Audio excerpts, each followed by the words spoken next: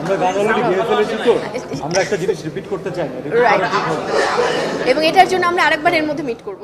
ঢালিউডের জনপ্রিয় অভিনেতা সিয়াম আহমেদ রায়হান রাফি পরিচালিত আন্ধার সিনেমার শুটিং শেষ করেছেন। সেই কাজ গুটিয়ে এবার তিনি হাতে নিচ্ছেন নতুন ছবি রাক্ষস, জানিয়ে দর্শকদের মাঝে এরই মধ্যে আগ্রহ তৈরি হয়েছে। এই ছবির নায়িকা কে হবেন তা নিয়ে বেশ কিছুদিন নানা জল্পনা ছিল। কখনো প্রার্থনা ফারদিন দিঘি, কখনো সাবিলা নূরের নাম শোনা গেলেও পরিচালক প্রযোজকরা সিদ্ধান্ত নিতে সময় নেন।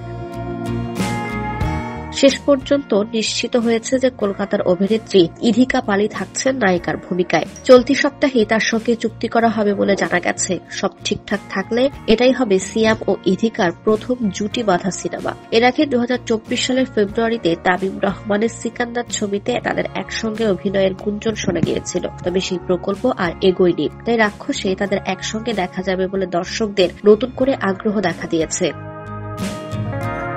ইধিকা পাল বাংলাদেশি দর্শকের কাছে পরিচিতি পান শাকিব খানের প্রিয়তমা সিনেমার মাধ্যমে। পরে শাকিবের বিপরীতে বরবাদেও অভিনয় করেন। শাকিব খানের বাইরে তিনি কাজ করেছেন হাসিবুর রেজার কবি, কলকাতার খাদান এবং দেবের সঙ্গে রঘু ডাকাত ছবিতে। ধীরে ধীরে তিনি দুই বাংলাতেই নিজের জনপ্রিয়তা বাড়িয়ে নিচ্ছেন। অন্যদিকে সিয়ামের সবশেষ মুক্তিপ্রাপ্ত ছবি জঙ্গলি, যেখানে তার সহশিল্পী ছিলেন শবনম বুবলি। পোড়ামন 2 দিয়ে বড় পর্দায় অভিষেকের পর থেকে বাণিজ্যিক ও কন্টেন্ট নির্ভর দুই ধরনের ছবিতেই তিনি নিজের অবস্থান করেছেন।